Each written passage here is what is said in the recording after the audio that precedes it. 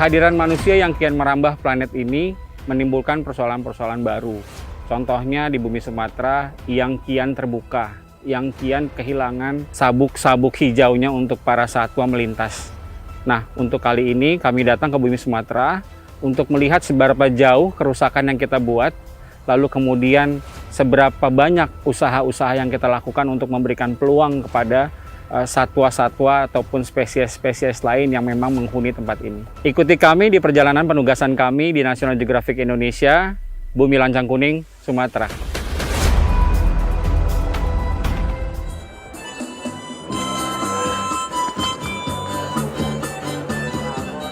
Di dalam jantung hutan yang dalam, terhampar cerita yang menggugah jiwa. Di antara dedaunan hijau yang lebat, gajah-gajah raksasa berjalan dengan langkah gemulai, mengingatkan kita akan kebesaran alam semesta ini. Namun, di tengah gemuruh hutan yang tenang, terjadi pertemuan tak terduga antara makhluk besar ini dan sang pencipta keajaiban modern, manusia.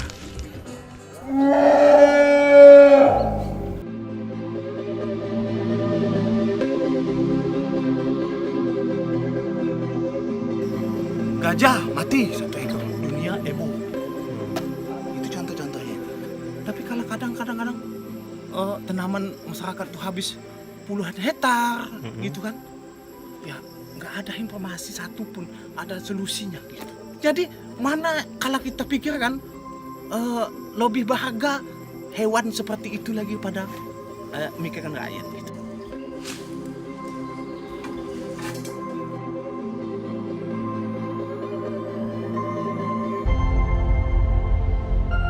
Ini naluri Pak ya, sama juga loh Pak, kita selalu disakitin. Ya sekali diem Pak, lama-lama kan marah dia. Sama juga dia cari makan, di hutan jangan dimarah, udah biar lewat. Yang penting ladang kita jaga.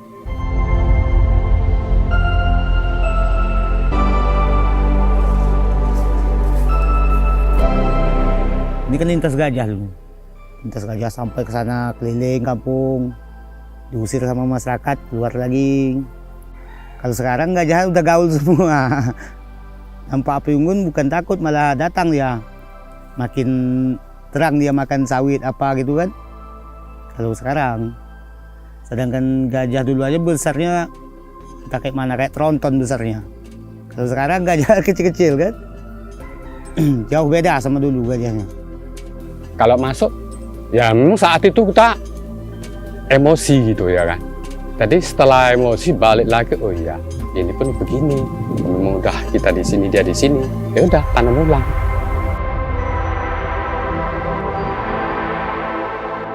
Yang jelas gajah itu bagi kami ada istimewanya, ada yang nggak istimewanya. Kalau yang istimewanya kalau dia datang bisa untuk jadi tontonan. Nah, kalau yang nggak istimewa pas dia menghabiskan kebun, nah itu kan udah nggak istimewa. Kalau sekarang jam 4 udah keliling dia, udah masuk lahan. Itu kalau sekarang.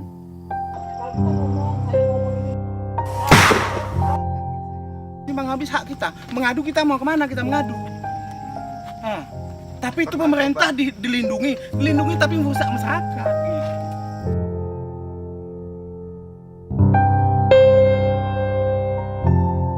Untuk simpatinya sama gajah, mungkin itu pribadi saya. Kalau yang lain-lain ngapain ku pelajari masalah gajah, gak ada untungnya. Kalau ada datang saya usir, kalau saya tidak. Gajah masuk sumur dengan anaknya, kok kita tolong? Kalau pemikiran yang lain ya bunuh aja, mengurang-urangi katanya kan. Jangan. Nah, saya tolong Pak, saya tolong. Nah, banyak saksinya, mungkin kepala desa sini bisa tanya itu Pak Makmun itu kayak mana dulu mau mati dihantam gajah. Gara-gara salah dia sendiri. Kenapa gajah masuk sumur dia tolong? Dia lah yang mau dimakan, binatang kok katanya gitu kan. Cuman saya tidak peduli dengan yang itu. Itu terus saya kejar Pak, tentang masalah ada di mana yang orang peduli gajah. Jangankan di Minas, di Duri, saya kejar di Duri. Mana kantor kalian? Aku bilang gitu, saya datangi. Betul nggak kawan ini? Ya, asal-asal kerja aja pula nanti kawan ini kan gitu kan. Saya orangnya sifatnya penasaran. Kalau belum ketemu, saya cari. Jadi kalau rekan-rekan ini datang, menawarkan, memperkenalkan diri, awalnya gini, kasihlah GPS Skolar. Terbantu, alhamdulillah terbantu. mendeteksi gajah, keberadaan gajah itu di mana. Nah, terus saya datang ke kantornya. Kantor mereka ini di Durian, saya datangi. Saya buat usulan, buatlah kelompok-kelompok kecil di setiap desa untuk yang peduli dengan gajah. Manusia yang lemah bagi kami ya, bagi saya pribadi, saya lemah untuk menghadapi itu. Pasrahnya saya mungkin dimengerti oleh dia. Karena sebutan Datuk ya kita hormati dia. Kalau memang itu mau makan, makanlah. Cuman itu hak kami, jangan dihabiskan. Tapi memang terbukti Pak, bukan omong kosong. Ya udah, ambil nanti entah 5 pokok udah pergi deh. Terbukti. Namun, gajah ini merasa terasing. Di dalam rumah yang mereka panggil hutan, mereka berjalan tanpa arah, pada langkah-langkah yang lelah.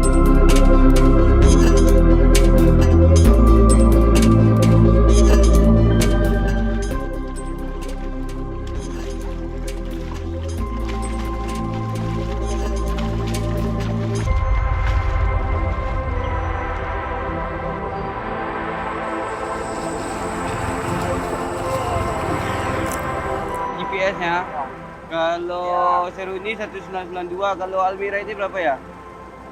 Almira 63. Oke, pakai saya pakai.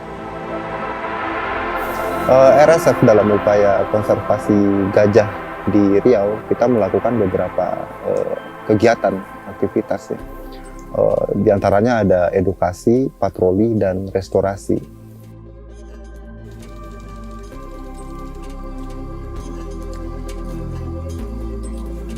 Loh, Bang. Halo. Gimana Bang? Sehat Bang. Ini nursery Bang ya? Iya, ini nursery. Jadi dia bisa jadi kayak fungsinya sebagai pagar gitu ya? Untuk membatasi ladang, atau memang ada dia petani sekarang nanamnya ini gitu? Kita dorong petani untuk menanam ini supaya karena tidak disukai oleh gajah ya. Jadi berharap tidak dirusak oleh gajah, tetapi memiliki nilai ekonomi buat masyarakat. Untuk merestorasi, mengembalikan habitat gajah yang sudah terfragmentasi. Kemudian untuk melakukan pengamanan gajah di habitatnya, kita melakukan patroli. Jadi ada beberapa tim yang kita buat, yang kita bentuk untuk melakukan patroli-patroli di areal-areal yang menjadi perlintasan gajah. Dari GPS itu untuk pertama strategi pendekatan kita ke masyarakat ya, supaya informasi keberadaan gajah itu cepat diterima oleh masyarakat. Nah, dengan adanya itu, sebelumnya yang masyarakat yang marah ke kita, yang marah ke gajah, nah dengan adanya informasi GPS Kolar ini, mereka merasa terbantu dengan adanya informasi ini, sehingga kerugian masyarakat itu bisa diminimalisir. Nah, sedangkan untuk edukasi itu kita lebih utamakan itu kepada masyarakat yang tinggal di perlintasan gajah.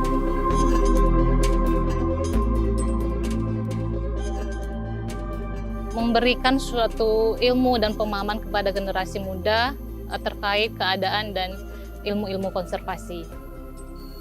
Kita memberikan edukasi Conservation Go to School ini sebenarnya beberapa tingkatan, dan yang kita lakukan di saat ini adalah tingkat SD.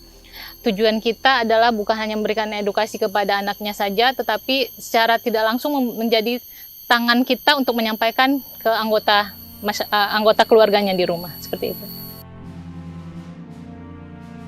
Kita memiliki filosofi mendasar di PHR bahwa kita harus tumbuh, berkembang bersama masyarakat dan tentunya lingkungan dimanapun di area kita beroperasi. Dan harapannya memang upaya-upaya yang kita lakukan ini tentunya dengan kemitraan multi pihak, baik itu dengan unsur masyarakat, kemudian LSM atau mitra-mitra pelaksana yang saat ini sedang kita lakukan kerjasama, dan tentunya unsur pemerintah. Kita berharap mungkin paling tidak upaya-upaya yang kita lakukan ini membawa manfaat lebih panjang, bisa menggugah banyak pihak, terutama untuk kelestarian alam, dan tentunya menjaga bagaimana tanah Melayu ini, di mana satwa-satwa endemiknya merupakan satwa asli yang ada di sini itu masih tetap ada, lestari sampai kapanpun untuk anak cucu kita. Di tengah hutan yang dalam, ada satu harapan yang abadi. bahwa kita semua, manusia dan gajah, Pada Juli 2023 lalu, Sekjen PBB Antonio Guterres menyatakan bahwa bumi kita sudah tidak lagi memasuki era pemanasan global. Namun, hal ini bukan kabar baik ya, Gelovers, karena ternyata saat ini bumi sudah memasuki era pendidihan global atau global boiling. Dilansir dari World Meteorological Organization and European Commission's Copernicus Climate Change Service menyatakan bahwa Juli 2023 sebagai bulan terpanas dalam sejarah dunia yang pernah dicatat. Lantas bagaimana bumi kita bisa semakin panas? Padahal, para pemimpin dunia pada konferensi perubahan iklim PBB tahun 2015 di Paris telah bersepakat untuk mengurangi emisi karbon negaranya sehingga dapat menekan kenaikan suhu global. Krisis iklim merupakan ancaman nyata terhadap kehidupan di bumi. Untuk mengurangi besarnya dampak krisis, kita harus membatasi pemanasan global hingga 1,5 derajat Celcius. Sebagaimana diputuskan dalam perjanjian Paris yang sudah direvisi tahun 2018, dari ambang batas kenaikan suhu 2 derajat Celcius menjadi 1,5 derajat Celcius. Para ilmuwan menggunakan data suhu rata-rata dari periode tahun 1850 hingga 1900 sebagai ukuran seberapa panas dunia sebelum era industrialisasi yang bergantung pada bahan bakar batu bara, minyak, dan gas. Jadi, jika suhu dunia memanas sekitar 1,5 derajat Celcius, maka hal tersebut akan menjadi ambang batas dampak berbahaya dan akan menjadi bencana bagi dunia. Seperti yang terjadi pada 23 Juli 2023 lalu, suhu dunia sudah mencapai kenaikan 1,5 derajat Celcius. Hal ini diikuti dengan serangkaian peristiwa cuaca ekstrim, termasuk gelombang panas di Eropa, dengan suhu di atas 46 derajat Celcius, Amerika Utara, dan Asia, serta kebakaran hutan di Kanada dan Yunani. Tidak sampai di situ, kenaikan suhu atmosfer juga membuat suhu permukaan laut naik. Naiknya suhu permukaan laut artinya mengancam kehidupan di bawah laut dan juga menaikkan air permukaan laut. Jika kenaikan suhu 1,5 derajat Celcius ini terus bertahan, diperkirakan pada akhir abad ini, air permukaan laut sudah naik hingga 46 cm. Sedangkan di daerah kutub pada bulan Juli lalu, luas es Laut Antartika memecahkan rekor di bawah rata-rata dengan luas 2,4 juta kilometer persegi, atau 15% di bawah rata-rata tahun 1991 hingga 2020. Begitu pula luas es laut di Arktik, luasnya mencapai 8,9 juta kilometer persegi atau 3% di bawah rata-rata tahun 1991 hingga 2020. Para ilmuwan memprediksi suhu dunia saat ini diperkirakan akan mencapai lebih dari 3 derajat Celcius, sebuah skenario yang sangat menakutkan. Kecuali jika para pemimpin dunia mampu menjalankan perubahan dalam pengurangan emisi karbon di masing-masing negaranya. Sesuai dengan perjanjian Paris, setiap negara memiliki target mengurangi emisi gas rumah kaca setidaknya 55% pada tahun 2030 dan bebas emisi 0% pada tahun 2050. Target ini terutama ditekankan kepada negara-negara yang menyumbang emisi terbesar di atmosfer. Mingeo telah merangkum negara-negara yang telah mengeluarkan emisi karbon terbesar ke atmosfer, sehingga menimbulkan efek rumah kaca bagi bumi. Angka-angka ini bisa menunjukkan seberapa besarkah emisi karbon yang dihasilkan suatu negara sejak revolusi industri tahun 1970 hingga 2021. Data yang Mingeo gunakan diambil dari data terbaru yang tersedia dari The Emissions Database for Global Atmospheric Research tahun 2021. FYI Gelovers, saat ini total emisi karbon yang terperangkap di atmosfer bumi sudah mencapai 38,7 gigaton. Mari mulai dari posisi 5 besar. Ada Jepang yang menghasilkan 1,08 miliar ton. Emisi ini sudah mengalami penurunan dari sebelumnya yang sebanyak 1,2 miliar ton di tahun 2020. Emisi Jepang melonjak setelah bencana nuklir 2011 di Fukushima.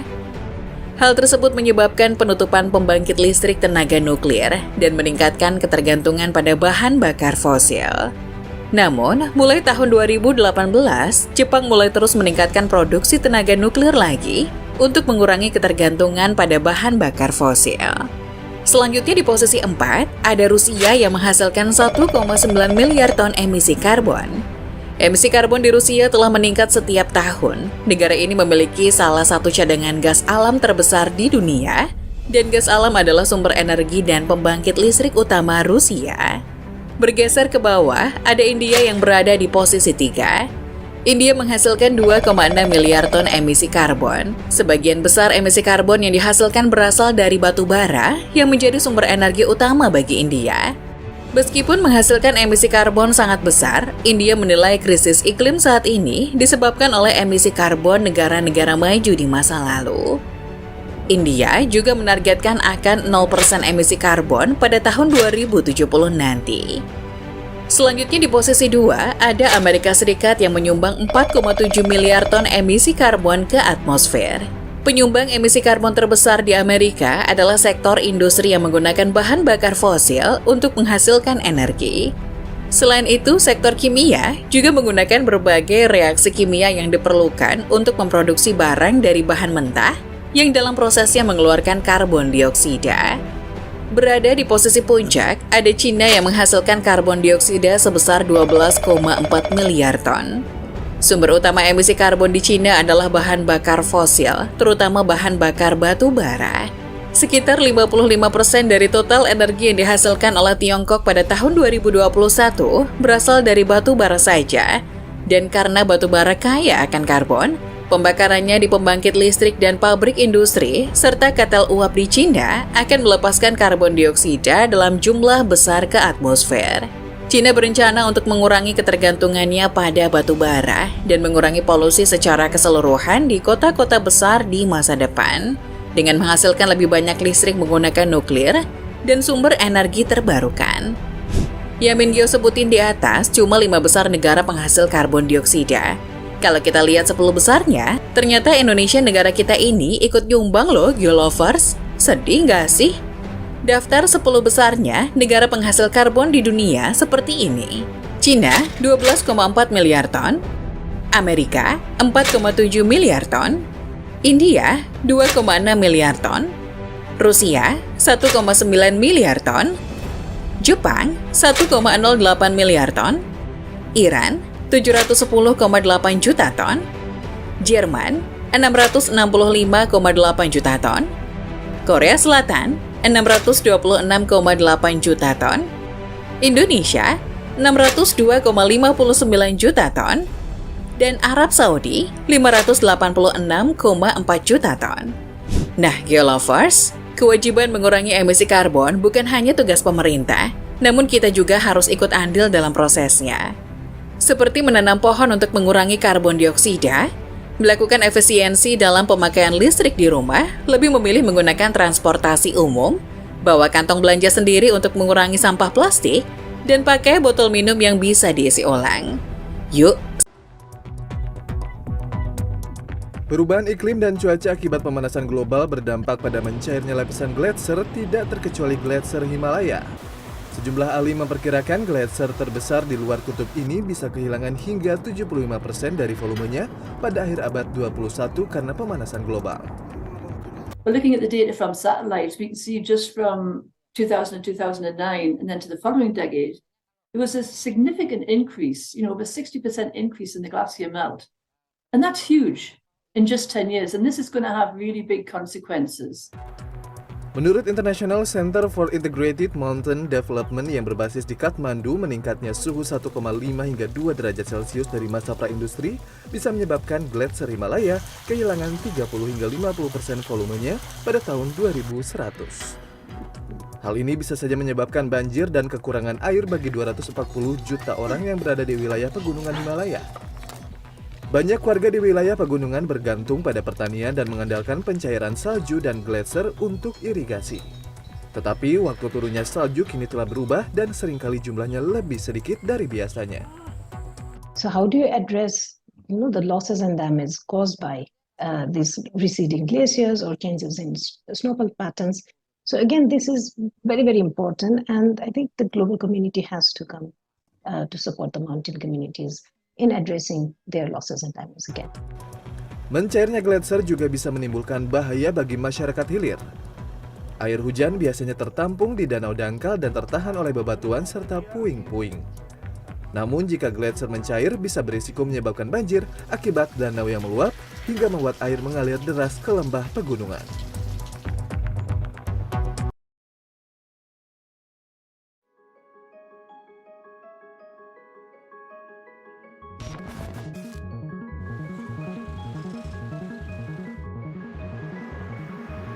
Kualitas udara di Jabodetabek yang selama 1 pekan terakhir, kualitas udara di Jabodetabek sangat buruk, dan tanggal 13 Agustus 2023 ya kemarin indeks kualitas udara di DKI Jakarta di angka 156 dengan keterangan tidak sehat. Nah kemudian pembiaran lanjutannya adalah ketika sudah ketemu sumber pencemarnya, itu didiamkan.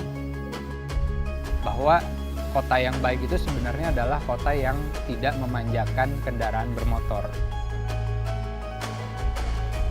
Kota yang layak dihuni sama orang, ya, bukan dihuni sama mobil dan motor. Ya, kemungkinan kalau kendaraannya ganti listrik semua mungkin agak mendingan kali ya.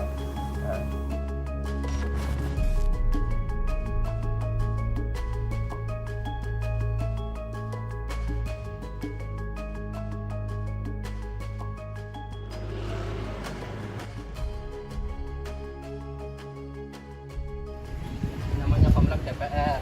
Oh. Ya. Dekat tinggi rel. Ya, dekat tinggi rel. Kami terus ya Bang tadi ya Pak? Iya.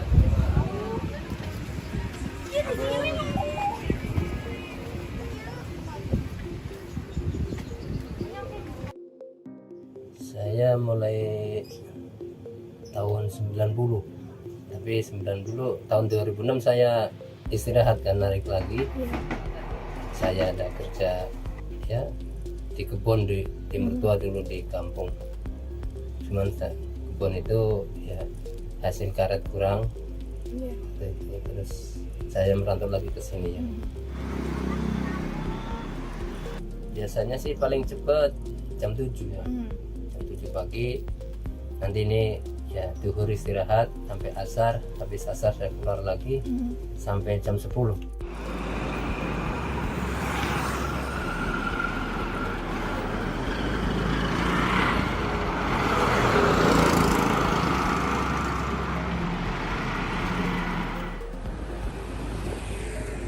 Pertama sih 2 tahun saya narik becak dulu.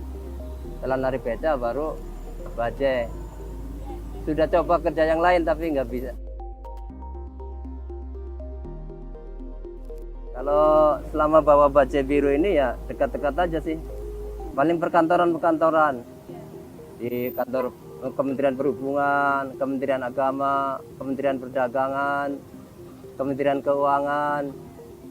Kadang-kala ke pasarnya, Blok A, Blok B gitu.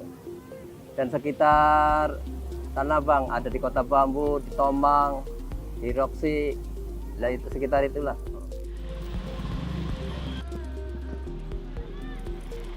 Ya sering bersinggungan dengan sama-sama sopir bajai, sama kendaraan lain.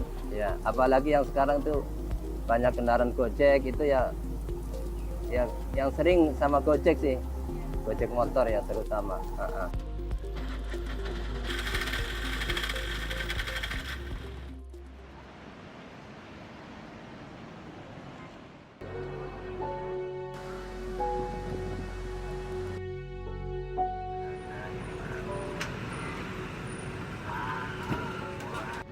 Sampai benar ya seperti ini, asar jadi nggak panas banget. Tapi kalau tadi misalnya mangkal jam segitu kira-kira dapat hasilnya berapa menit Pak? Atau malah 1 jam? Kadang sebelum hari udah dapat, kadang sesudah maghrib. Ya. Paling lama jam 3. Iya. Berarti kalau rata-rata perharinya itu dapat berapa penumpang Pak? Kalau sekarang paling sekitar 6 ton apa? 5, 6 sampai 7 lah, nggak sampai 10 kan.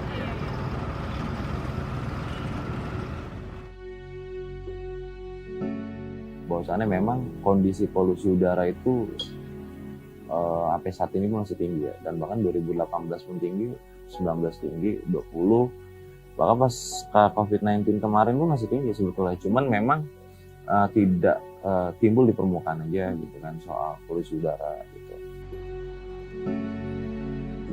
Mungkin karena dulu sosial media belum sekencang-kencangnya sekarang, terus sekarang juga ditambah lagi masyarakat sudah semakin aware sama isu polusi udara, jadi sekarang gaungnya lebih kencang lagi. Nah, kalau nggak salah sebelum 2019 itu ada teman-teman dari Koalisi Udara Bersih Jakarta, kalau nggak salah namanya itu, dari beberapa NGO juga dan personal gitu ya, itu menggugat pemerintah Indonesia, baik itu pemerintah pusat ataupun pemerintah Provinsi DKI Jakarta, agar memperbaiki kualitas udara di Jakarta dengan cara berbagai macam. Jadi kita justru menagih solusi dari mereka. Seperti yang kita tahu kan sumber polusi udara Jakarta ini macam-macam ya. Ada yang dari luar Jakarta, dari PLTU misalkan. Ada yang dari industri. Nah, daerah-daerah industri kalau teman-teman main ke Jakarta Utara, itu kan bongkar muat, banyak kontainer, banyak alat-alat berat, segala macam. Dan juga industri-industri yang lagi bangun gedung. Itu pengawasannya sangat minim. Jadi kalau di luar negeri itu, ambang batas polusi udara yang keluar dari industri itu selalu dipantau, dan kalau mereka melanggar itu diberi sanksi.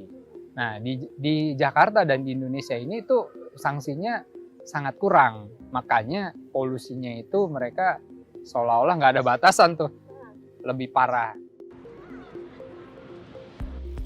Negara ya, pemerintah itu punya keberpihakan, tidak bias kelas, itu yang pertama. Lalu yang kedua, menyoal bagaimana bentuk-bentuk pembiaran hukum itu tidak terjadi lagi. Karena kondisi ini murni, saya melihatnya adalah adanya pembiaran hukum. Ya, terutama di Jakarta Pusat ya, karena banyaknya kendaraan, dari emisi kendaraan itu kan ada yang pakai bensin, pakai gas ya, itu yang mungkin yang jadi pengaruh.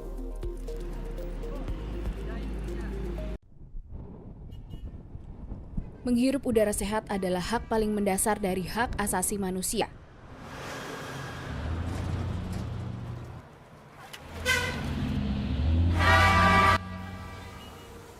Sayangnya, hak itu tak lagi bisa dimiliki oleh warga Jakarta. Gubernur DKI Jakarta Anies Baswedan mengutip hasil penelitian para pakar bahwa polusi udara berkontribusi terhadap 5,5 juta kasus infeksi saluran pernapasan akut atau ISPA setiap tahun. Artinya, ada 11 kasus ISPA terjadi setiap menit di ibu kota. Biaya kesehatan yang harus dikeluarkan juga cukup mencengangkan, diperkirakan mencapai 60,8 triliun rupiah pada 2020. Kualitas udara buruk di Jakarta sudah terlihat dalam 5 tahun terakhir. Rata-rata tingkat polusinya semakin lama semakin mengkhawatirkan. Jakarta kota dengan tingkat polusi terparah di dunia. Benarkah seperti itu? Kualitas udara di Jakarta semakin mengkhawatirkan. Organisasi Kesehatan Dunia WHO mencatatkan setiap tahun ada 7 juta kematian yang berhubungan dengan polusi udara. Polusi di Jakarta itu kayak berlebihan banget. Jadi kayak baru pagi-pagi nih, polusinya udah banyak banget, asap di mana-mana. Kadang sempat sih sesak napas gitu. Saya ini pasien kanker payudara, Mbak. Saya membutuhkan udara segar supaya paru-paru saya juga tetap sehat. Jangan sampai ada penyebaran dari penyakit saya yang tadi ya. Warga seperti terbiasa merasakan debu dan polusi di udara. Padahal saking tebalnya hingga bisa menyembunyikan pemandangan landmark di ibu kota. Jika dianalogikan dengan merokok, inilah jumlah batang rokok yang dihisap saat menghirup udara Jakarta setiap bulan. Bayangkan, hampir 11 juta jiwa penduduk di dalamnya dipaksa menghirup udara beracun ini. Ancaman seperti apa yang akan muncul? Itu sudah bertahun-tahun ya, berpuluh tahun memang terjadi seperti itu. Dan kemudian hasil riset kita juga menemukan 60% ya itu penyakit-penyakit yang ada di Jakarta terkait dengan pencemaran udara, 60% gitu kan. Jadi kalau dibalik, kalau pencemaran udara di Jakarta bersih ya, tidak ada pencemaran udara, maka 60% penyakit sebenarnya hilang gitu. Nah, itu bahasa mudahnya gitu ya. Nah, ketika saya presentasi itu dan kemudian BNPB menyebut bahwa kalau gitu kita sebut saja ini adalah bencana udara. Koalisi Ibu Kota pun bergerak, menuntut pemerintah pusat dan daerah memenuhi hak udara bersih sejak 2019. Bukan cerita baru, Jakarta dan sekitarnya selalu menjadi kota yang paling besar, paling sibuk dan paling berpolusi. Dan dalam beberapa tahun terakhir, ada sesuatu yang memicu kondisi ini semakin buruk.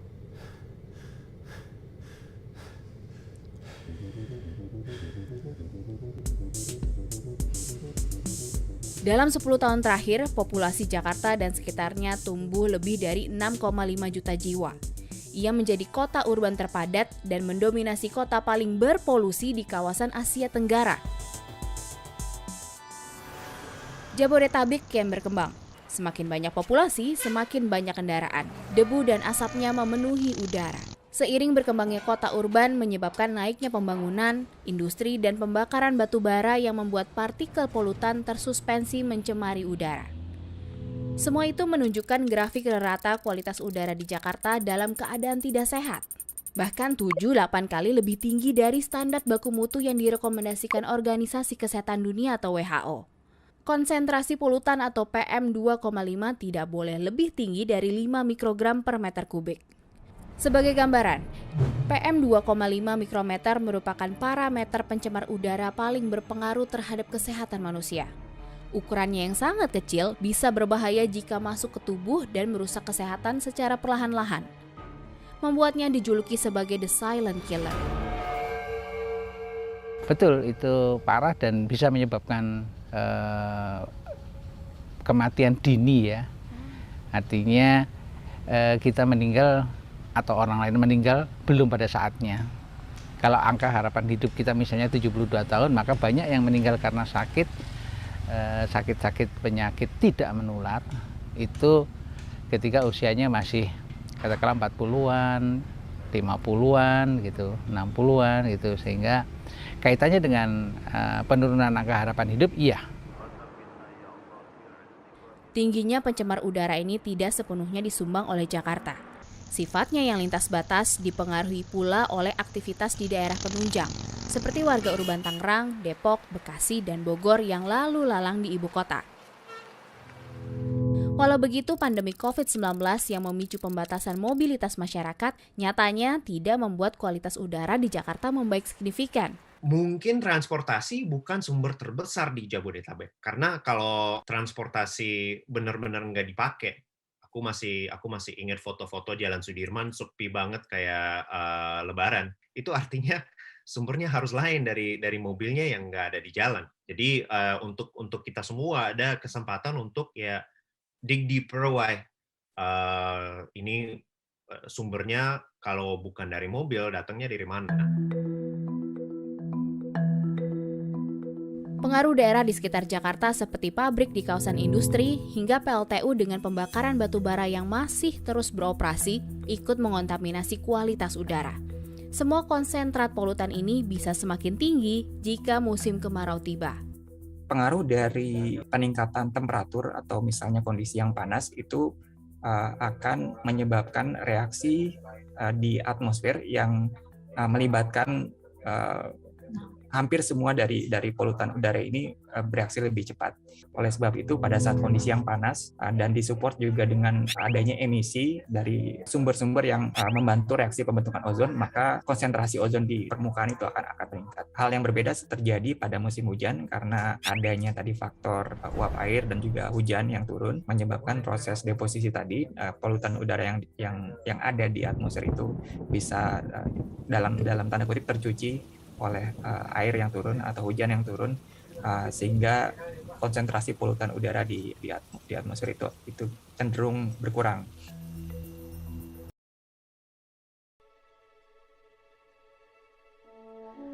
Air merupakan sumber daya alam yang mempunyai fungsi sangat penting bagi kehidupan manusia dan makhluk hidup lainnya, serta sebagai modal dasar dalam pembangunan.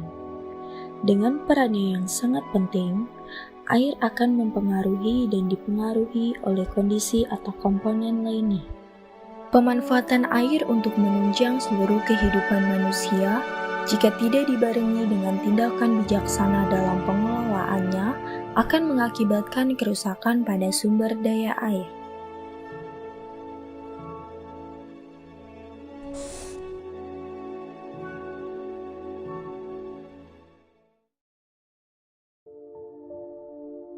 Pencemaran air dapat berasal dari pencemaran air dari sektor pertanian, pencemaran limbah industri, penggunaan bahan peledak untuk menangkap ikan, pencemaran air karena pengundulan hutan, pencemaran air dari sektor peternakan dan perikanan, pencemaran air karena limbah rumah tangga, tumpahan minyak di laut, pencemaran air karena sampah, dan pencemaran air dari sektor pertambangan.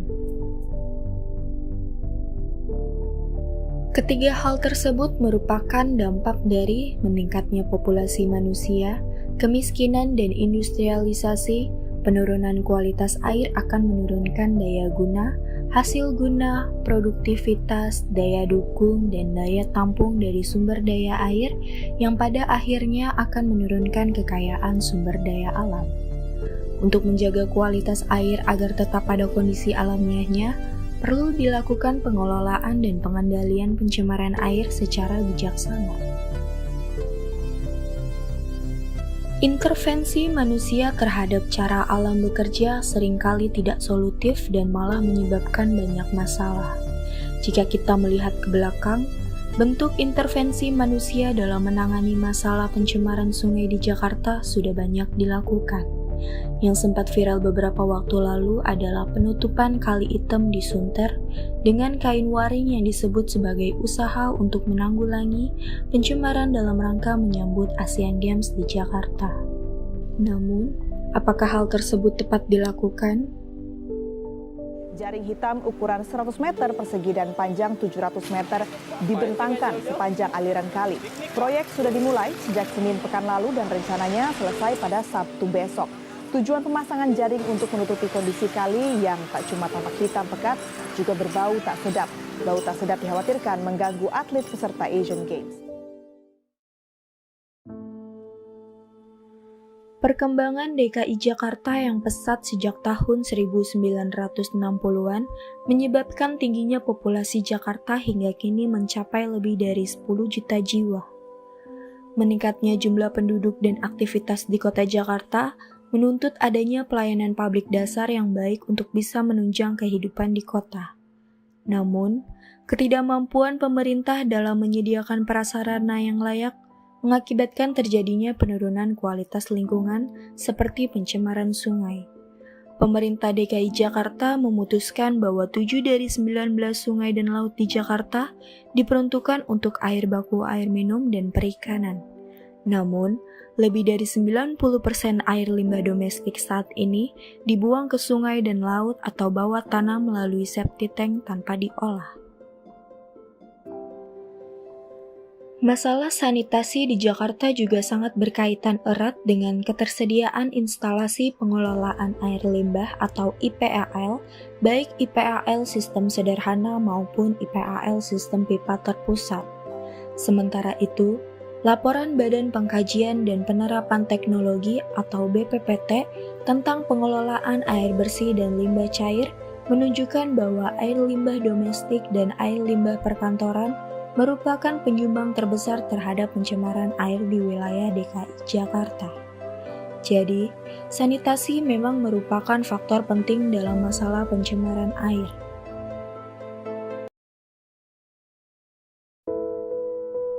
A Plastic Ocean, film yang menceritakan kondisi lingkungan laut lepas yang dipenuhi oleh sampah plastik. Di zaman modern ini, kegunaan plastik sangat dibutuhkan oleh manusia. Tanpa kita sadari, kebutuhan tersebut memiliki dampak buruk bagi lingkungan. Dalam sehari, manusia dapat menghasilkan kurang lebih 70 ton sampah plastik. Lalu, di mana keberadaan sampah plastik tersebut? Ya, bagian besar sampah plastik berada di lautan. Hal ini diakibatkan oleh manusia yang sering membuang sampah plastik di aliran sungai, yang nantinya sampah plastik tersebut akan terbawa arus sampai ke laut. Plastik merupakan bahan nomor satu yang sulit diurai. Plastik juga mengandung partikel-partikel yang berbahaya. Dilihat dari kondisi lautan film A Plastic Ocean, lautan lepas yang seharusnya bersih kini sudah tercemar oleh sampah plastik. Hal ini berakibat buruk bagi ekosistem laut. Banyak hewan-hewan laut mati dan air pun menjadi tercemar. Burung camar juga terkena imbasnya. Banyak ditemukan sampah plastik pada bangkai burung camar. Kita sebagai manusia harus mulai sadar akan bahaya penggunaan sampah plastik.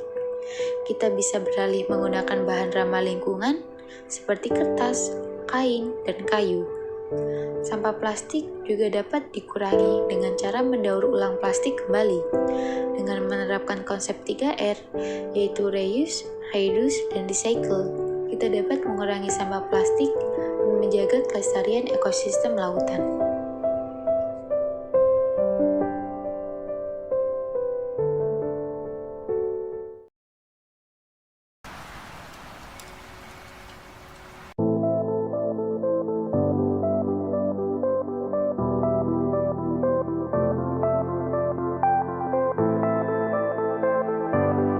Tanah merupakan salah satu komponen alam yang sangat penting untuk kelangsungan hidup setiap makhluk.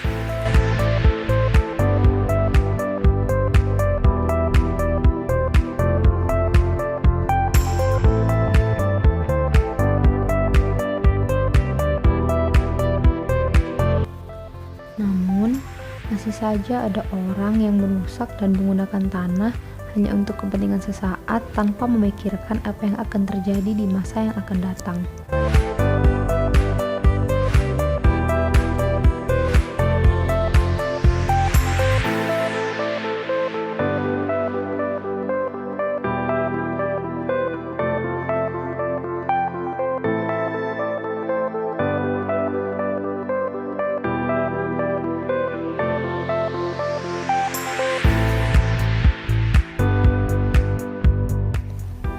Tanah yang terus-menerus digunakan sewenang-wenang akan menimbulkan pencemaran tanah.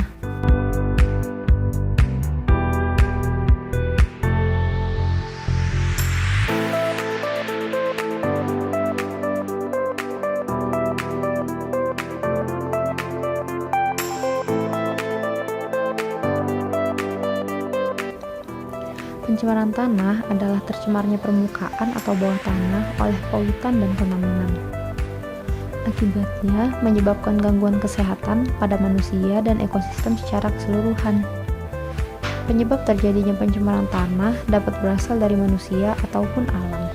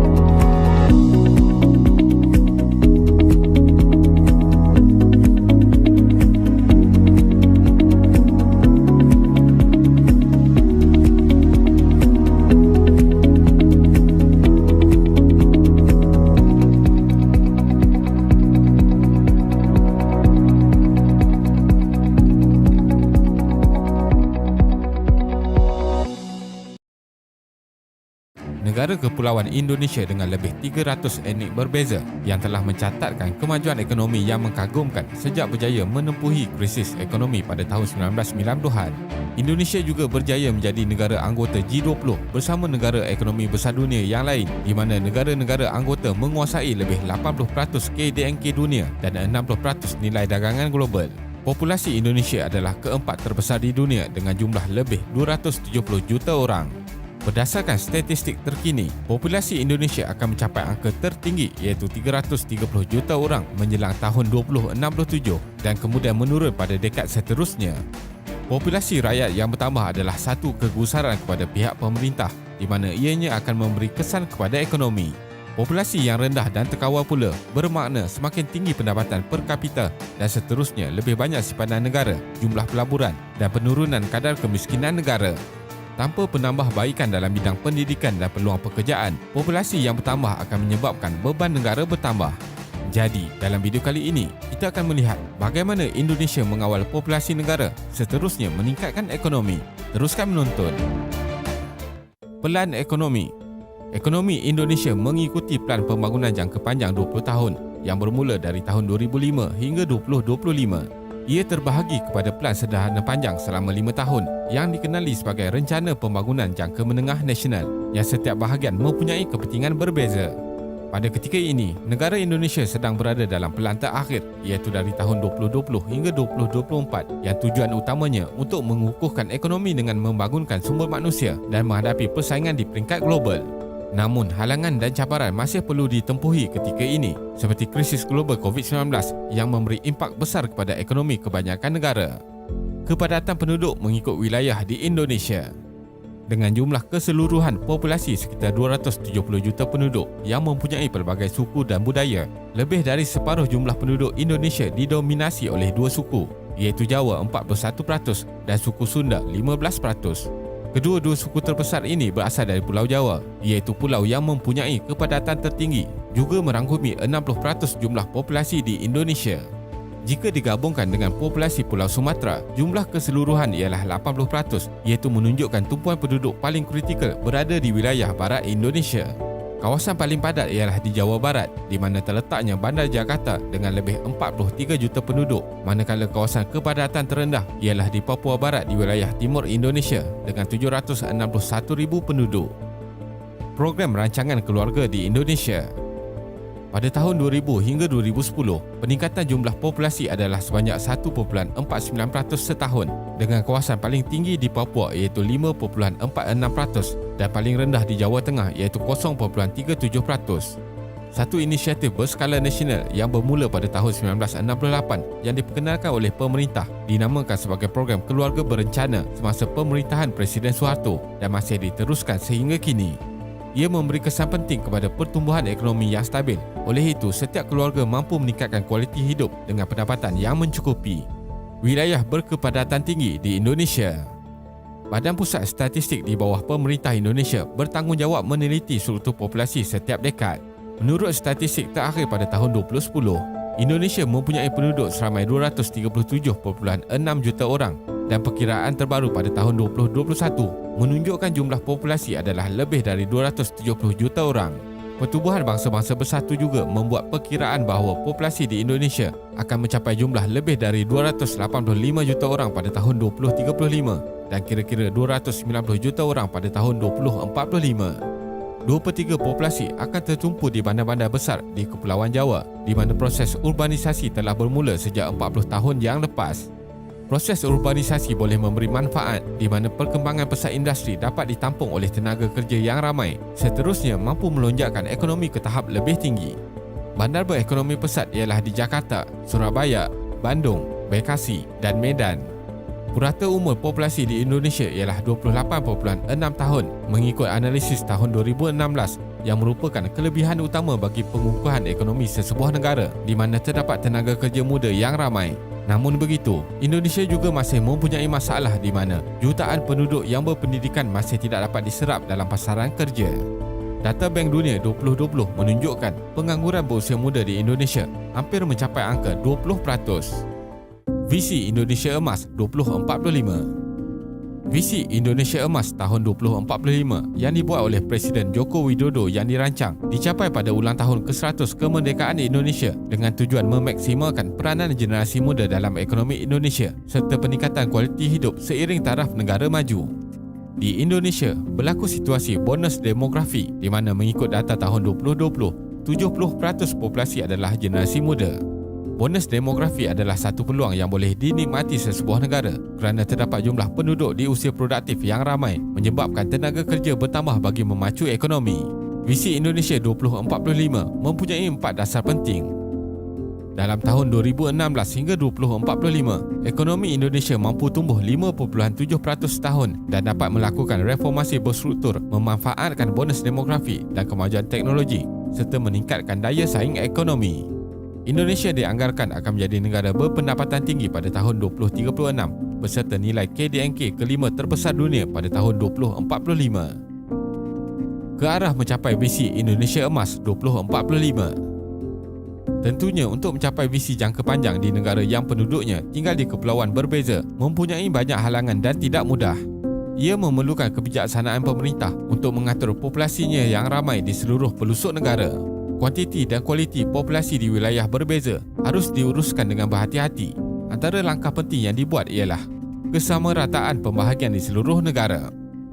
Strategi untuk pembahagian pendapatan negara termasuklah meningkatkan akses bagi seluruh penduduk, memperluas perlindungan sosial berpanjangan, mempermudahkan pemilikan aset, memperluas akses rakyat terhadap sumber negara, memperbaiki struktur fiskal dengan perbelanjaan dari pemerintah yang adil dan memastikan pelibatan masyarakat dalam konteks sosial, politik dan ekonomi.